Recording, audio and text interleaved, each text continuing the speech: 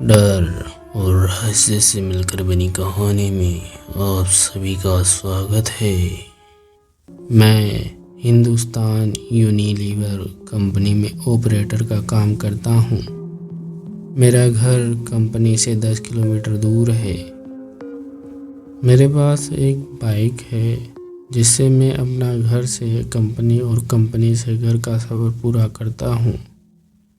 एक दिन ऑफिस से घर जा रहा था तो रास्ते में मुझे मेरे कॉलेज के बाहर एक लड़की दिखाई दी जो मुझे देखकर मुस्कुरा रही थी।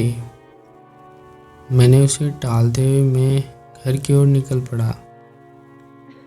दूसरे दिन फिर वही लड़की मुझे उसी जगह पर दिखाई दी। वो मुस्कुरा रही थी और मैं भी मुस्कुराता हुआ निकल पड़ा। मुझे उसकी प्यारी से मुस्कान से प्यार हो गया था, लेकिन कभी रुकने की कोशिश नहीं की। वो लड़की कई दिनों तक मुझे दिखी और एक दिन वो मुझे वहाँ नहीं दिखाई दी। मैं बेचैन हो गया, लेकिन मैं उसके बारे में कुछ नहीं जानता था। उधर ना कभी बात की, इसलिए उसका पता भी नहीं लगा। मैं कई दिनों तक उस लड़की के नहीं दिखने से बेचैन रहा। कई बार तो मैं कंपनी से जल्दी निकलकर उसका इंतज़ार भी करता, पर वो मुझे नहीं दिखी। एक दिन मेरे मोबाइल पर किसी अनजाने नंबर से फ़ोन आया। मैंने फ़ोन उठाया तो एक लड़की बोली। उसने मेरा नाम पूछा और वो मुझसे बात करने लगी और बताया कि मैं वही लड़की हूँ जिसे तुम रोज़ बाइक से गुजरते हुए देखा करते थे। मैं अचंभित रह गया कि इसके पास मेरा नंबर कैसे आया और ये मेरे से क्यों बात कर रही है। लेकिन उसकी मीठी बातों में इतना खो गया कि ये सब बातें भूल गया। एक दिन उसने मुझे कॉलेज के बाहर मिलने के लिए बुलाया। मैं और मेरा दोस्त हम दोनों बाइक पर उससे मिलने को गए, क्योंकि कभी मैं लड़की से अकेले नहीं मिला था तो घबरा रहा था। मैं और मेरा दोस्त जैसे ही कॉलेज के बाहर पहुंचे तो वहाँ वो लड़की कहीं पर भी दिखाई नहीं दी। मैंने काफ़ी फ़ोन लगाया, लेकिन फ़ोन स्विच ऑफ था। मैं घर लौट गया और घर में घुसते ही उसका फ़ोन आया तो मैंने उससे गुस्से से कहा कि हम वहाँ पर आपका इंतज़ार कर रहे थे, आप क्यों नहीं आए।